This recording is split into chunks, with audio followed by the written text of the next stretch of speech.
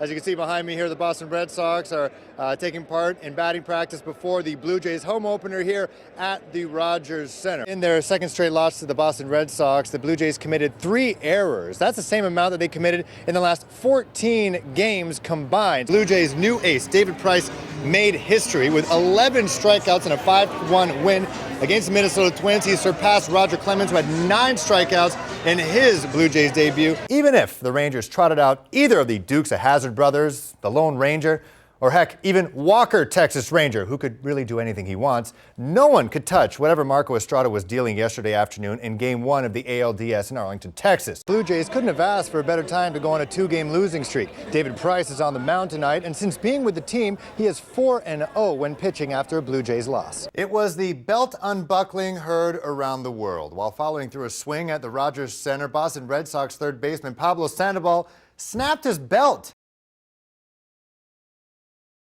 Canada is turning into a baseball country, and the proof is in the stands here this evening.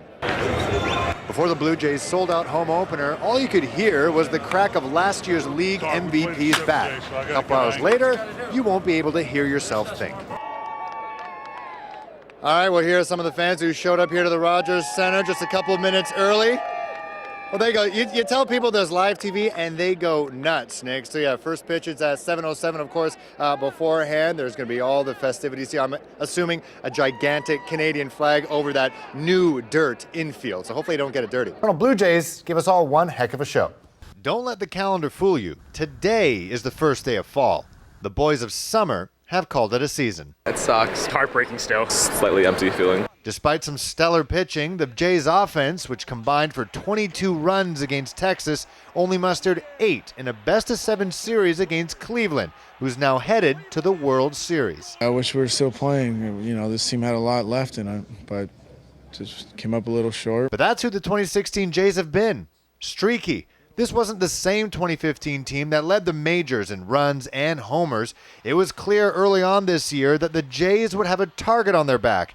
Or face. But fans packed the Rogers Center, leading the American League. But as the regular season drew to a close, those fans were still wondering, are these guys going to miss the playoffs? I was listening to a lot of talk radio, and it seemed like the Jays are done. However, on the very last day of the regular season, the Jays stuck their foot into the postseason door. Then they kicked it down. Fly ball deep left field. Yes, sir, the Blue Jays are going to Texas. The Jays reminded the entire country how fun playoff baseball could be. Comes Donaldson, throw to the plate, head first slide, he scores! Ball game, Blue Jays. But also how painful it is too. The thing about baseball is nothing stays the same for long, and just like the seasons, this Blue Jays team is set to change.